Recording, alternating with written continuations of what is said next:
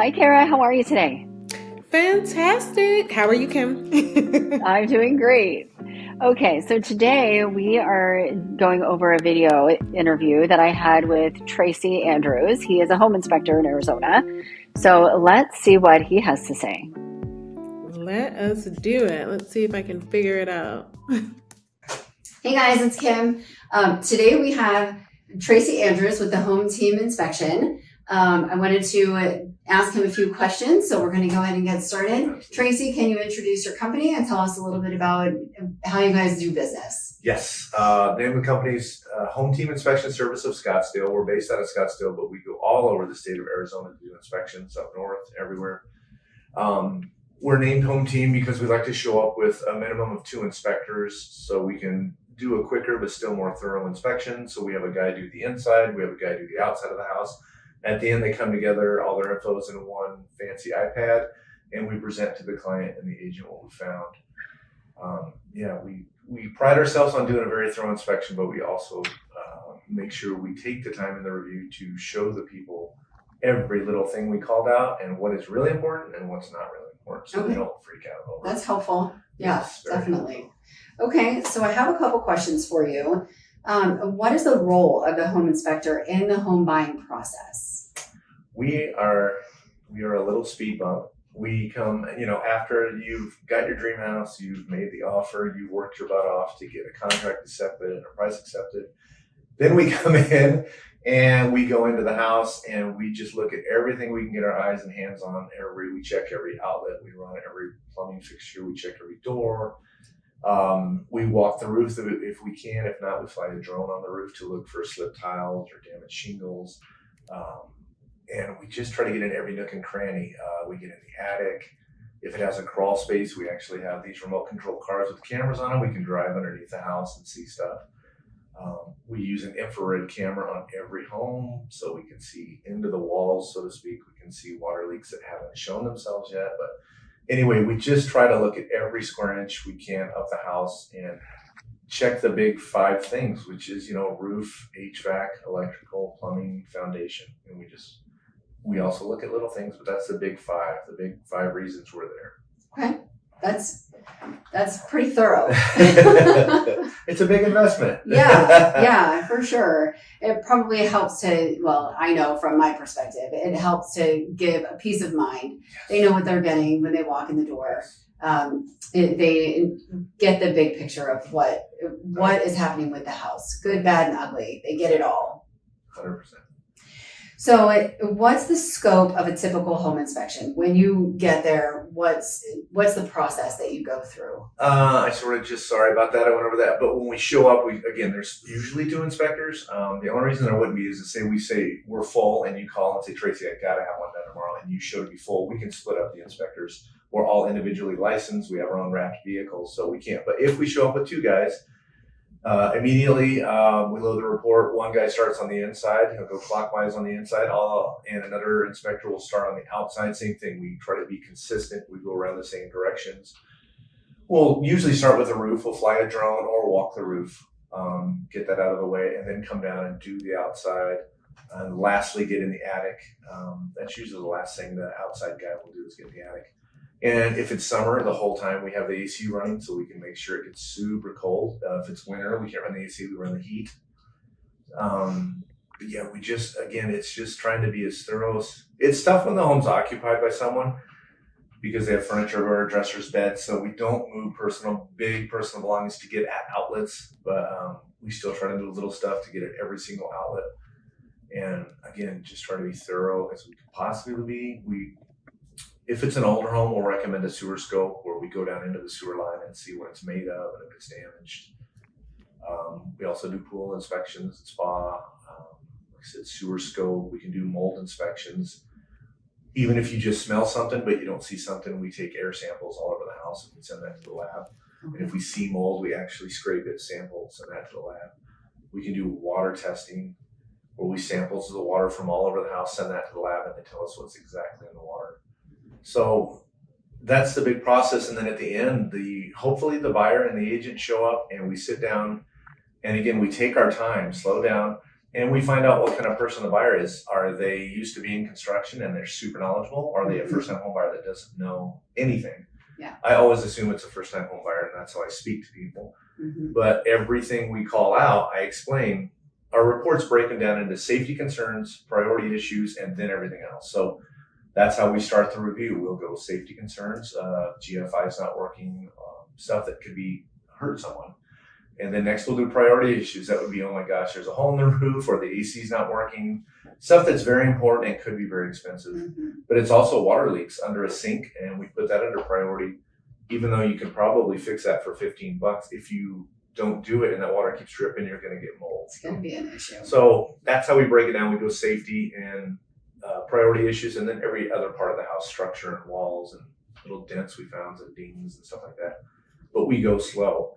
And we ask the owner, you know what I'm talking about? And if they don't, we stop. Okay, here's what a GFI outlet does. We want to make sure they don't sit there and not ask questions because they're embarrassed or they don't want to. We say, do you understand? I want you to know why I'm calling this out, why it's not a big deal. Yeah. And just make them feel at ease and sort of explain this is a big deal and it could be expensive. This is not a big deal and it's inexpensive. So they get an idea. Okay, awesome. I love that. I love the thoroughness. I like the detail involved, and the wrap-up conversations are definitely helpful. It gives the new home buyer an opportunity to ask questions and understand what the inspection is entailing, and it helps too at the end with my conversations with them when we're asking the seller for specific repairs and things like that.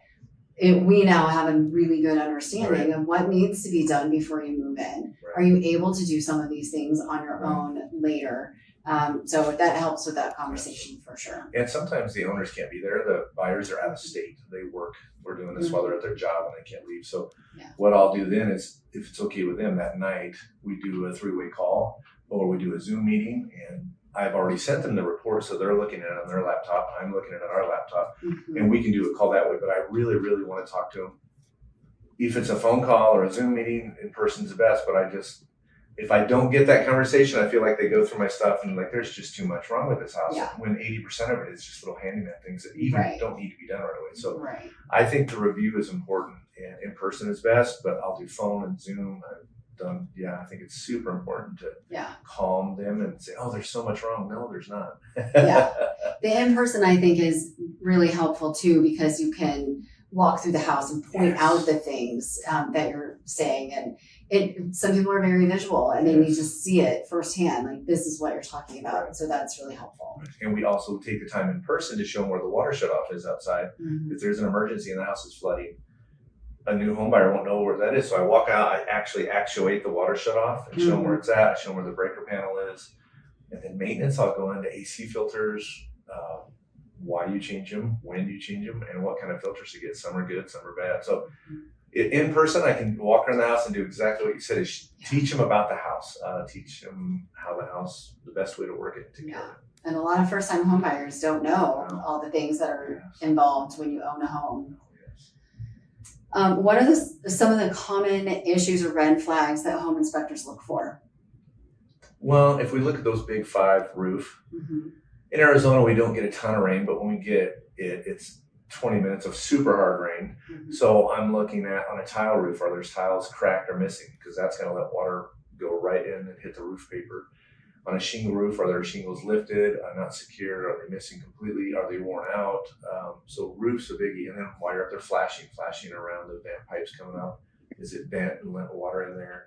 So really, roof is number one, because when we do get the little rain we get, is it getting in the attic? And if it gets in the attic, could it cause, the dreaded mold? So roof is super important, and we take tons of pictures, and really that's thorough roof inspection is a big deal.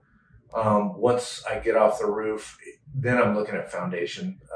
The very bottom part that no one looks at, is it cracked? Is it just little hairline cracks? Or are they 20 feet long horizontal cracks? Those are a big deal. Those are like, oh my gosh. And if you find those, what you do is you do more investigating. You go inside the house where that crack is, and on the inside, is there cracks off the window? Does that window not open and close well? So is the house shifting?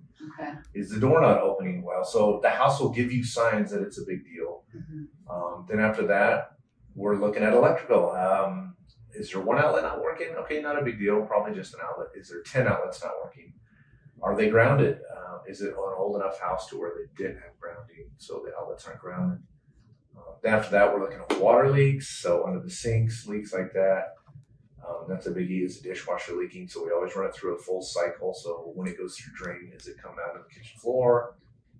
And then the structure of the house. We're looking at, again, our doors opening, close smoothly. Are the windows opening and closing?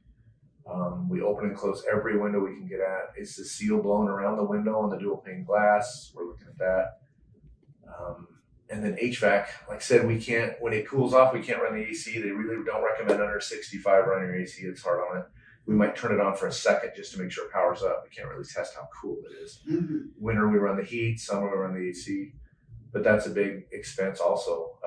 So we try to run the HVAC if we can and check the heat. So yeah, those are the biggies. That's a lot. It is a lot. And we only have a couple hours to do it. Yeah. So that's why another reason it's good to have two guys there.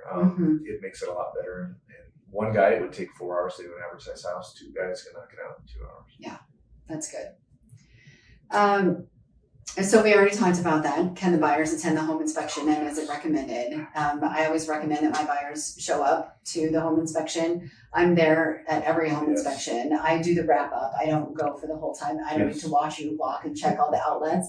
But I show up at the end when you're walking through all of your findings and all of that. So I'm at every inspection. I highly recommend that if my buyers are able to be there, great. If not, there have been times that I'll Zoom with them while I'm at the house or FaceTime with them, and we walk through the house with you so they can still ask questions at the house and see what we're actually talking about.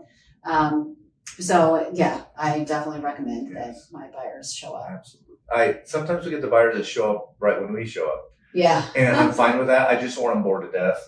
And then we occasionally get the ones that follow us around and stand right here and ask questions. And sometimes I have, only a couple times this has happened, I've had to politely ask them to let us do our job and focus, because if I stand and talk to you, I'm going to miss something. And they go, oh, you're right, sorry. But they're just excited, and I get that. So if they go, you're going to be there at 9, I want to be there at 9. And I'm like, you're welcome to be there at 9, but just let us do our job and focus. And then when we're done, we'll go over everything we found, and I can answer questions and show you. So that's happened a couple times, but they're so excited. So I get it. Come to the review whenever you want. But I usually say, hey, we'll be done around 2 p.m. If you want to show up at 2, we'll go over everything we found and we can walk around the house. Yeah. That's an important piece for sure. In person is the only way to go. They can put their hands on stuff, touch it, I can point at it. Yeah. I would love for them to be there. Yeah. Okay. Okay. So in a situation that you find something major, something significant, how do you handle those conversations or those next steps? It depends what it is, but usually what I'm going to do, because home inspectors are generalists. We're trained when we go to school and we get our license, which Arizona, we have to be licensed. There's 16 states where we don't have to be, including California, which is weird. But we have to be licensed. But when you go through training, they teach you how to generally know how everything works, not necessarily how to fix it. They want you to know how to look at something and go, that's not right. So in other words, say the AC is not working. I'm going to say, like, your AC is not working at all. It's not coming on, or it's blowing hot air. We need to get an HVAC guy, or we need to get a specialist out here, because we're not specialists in anything. Right. So same with a roof, we would say, hey, there's a hole in the roof. I mean, I can tell you there's a hole in the roof. So we need to get a roof writer to give you an estimate. We try to let the experts do their job. We don't claim to be experts. We're not really experts at anything. So again, if it's big, and again, I also have the story. I'd say when I get home, so the AC doesn't work. My own personal home, I have a 1999 AC unit, and it still purrs like a kitten. But about 4 years ago, it died. I'm like, oh no, here we go. I got to get a new AC system. And I have a trusted AC company I use. They came out and they said, no, it's this part. You're about $300. And it's worked perfectly for 4 more years. So I throw that in there, not to scare them. Because if you just say the AC's not working, they go 15 grand, 10 grand. Right. I go, well, let's get an expert out here. He'll tear apart the AC system and find the problem, because AC systems are there's not a lot of parts in them. You can replace every part. So I don't want to scare them and think instantly, oh my gosh, 10 grand, I don't want this house. I want them to go, well, let's get an HVAC guy here, and while we're still in the inspection period, and he'll come out, tear it apart. Nope, it's just this. You need this part replaced, put some Freon in there. Same with a roof. That hole, you need a whole roof, or we can just patch that hole. The rest of the roof is fine. Same with an electrician. If we see a bunch of problems with a bunch of outlets, We're not allowed to go tearing into walls. And Mm-hmm. I will say, let's get an electrician out here and see if this could be an easy thing. So I always try to make it light. It could be serious. It might not be serious. Yeah. But let's get an expert out Let's here. get somebody out who And knows. yes, Mhm. Yeah. absolutely. I love that. That's great advice. I know with my AC, it's the same thing. Yeah. So my AC was put in 99. Yeah. And we've replaced parts on it. Yeah. I haven't, thank goodness, I haven't had to replace anything big yet, but we replaced parts, Yeah. and it still works great. Yeah. So, And I always, at every home inspection, I highly recommend you get your AC serviced once a year. Before I started doing these for a living years ago, I wouldn't. It's sort of, I treated it like, well, I'll just let it go till it breaks. mm-hmm. And sort of like a car, you have to go get the oil change and stuff. So I have a guy come out every February or March, tears apart my AC system, goes over it completely. He's there a couple hours. Yeah. And that can range from a coupon $99 to $200 or more. But once a year, it's a must. And then he'll find stuff before it breaks other things. There's maintenance to do to clean the coils and It's stuff. usually less expensive that way. Gosh, it's very less expensive too. Yeah. So you need to maintain your AC. That's the one appliance that you should have a guy once a year look at. And I say February or March because the AC guys are slow then. Mm-hmm. They will do better pricings and have coupons, and they'll get out to you right away. You call in June, July, August, their prices are up, and they're like, we can get to you for a month. We're so busy. So Right. I tell people pick a winter month. Like, it's getting warm, February, March. They can run the AC. It's warm enough, but it's not hot. Mm-hmm. Yeah. Good tip. Okay. I appreciate it. I think this was great. If you guys have any questions, definitely reach out. Let me know. Reach out to Tracy. We can answer any of the questions for you. And I think that's all. Thank you very much for having me. Of course. Thank you. Thank you. I think the home inspection is probably one of the most nerve-wracking, scariest parts for a home buyer and the home seller sometimes. And the seller, yeah. You just don't know what it's going to be because, as Tracy mentioned, they're very thorough. They go through everything.